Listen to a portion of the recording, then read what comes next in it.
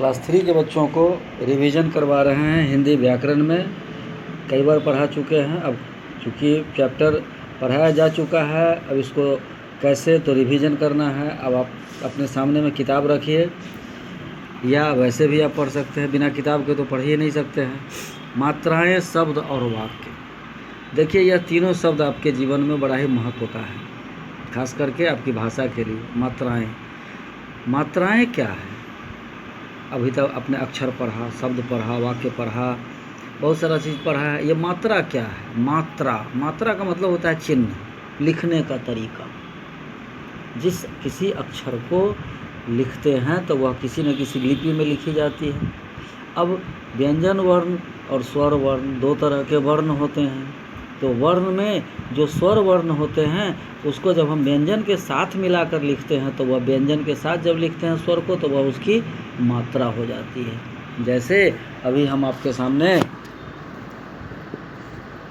एक चीज़ बता रहे हैं, मात्राएं को। ये मात्राएं,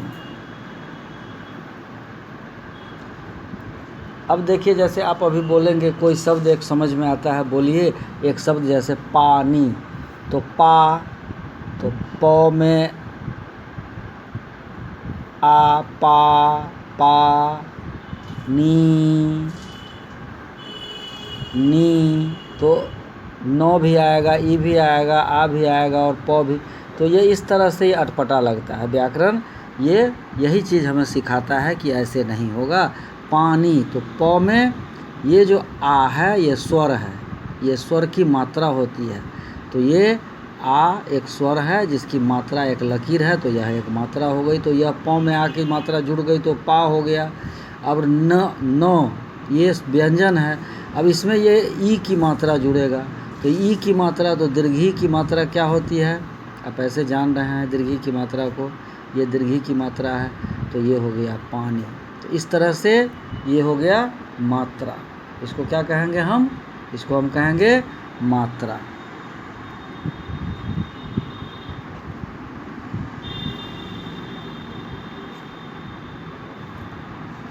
इसको हम क्या कहेंगे? मात्रा। अब मात्रा के बाद होता है शब्द, क्योंकि वर्ण तो आप पहले पढ़ चुके हैं। दो तरह के वर्ण होते हैं, एक स्वर और एक व्यंजन। स्वर की मात्रा होती है और व्यंजन की मात्रा नहीं होती है। व्यंजन में जब मात्रा जुड़ जाता है तो वह उसकी आवाज़ को बदल देता है। अब इसके बाद आता है शब्द। ये शब्द क्या है? तो जैसा कि पहले भी बताया जा चुका है, शब्द क्या है? तो शब्द, ये शब्द क्या है? तो कुछ अक्षरों के मिलने से जब अर्थ प्रकट होता है, कुछ अक्षर के सार्थक मेल से जो एक अर्थ दिखाई देता है हमें, तो उसे हम शब्द कहते हैं। तो वह दो भी हो सकता है और दो से अधिक भी हो सकता है। अब जैसे हम घ एक अक्षर लिखेंगे और र एक अक्षर लिखेंगे, अब इस दोनों को हम जोड़ देंगे तो हो जाएगा घर। यह एक अर्थ प्रस्तुत करता है, इसलिए इसको हम शब्द कह सकते हैं। अब इसके बाद आता है वाक्य। यह वाक्य क्या है? जिस तरह से दो से अधिक अक्षर मिलकर के एक शब्द की रचना करते हैं, उसी तरह से वाक्य है कि दो से अधिक कुछ शब्दों के सार्थक मेल से जब हमको अर्थ मिलता है तो उसको हम वाक्य कहते हैं, जिसमें हम लिख सकते हैं दो या दो से अधिक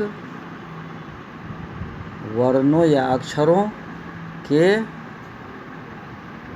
सार्थक मेल को वाक्य कहते हैं। इस तरह से आप इसको पढ़िए। अब इस चैप्टर को हमने बना दिया था पिछले क्लास में भी, आज फिर आपको मैं सामने में रख देता हूँ ताकि जो बच्चे छूटे हुए हों, जो नहीं बनाए हों, वो इसका स्क्रीनशॉट ले ले और इसको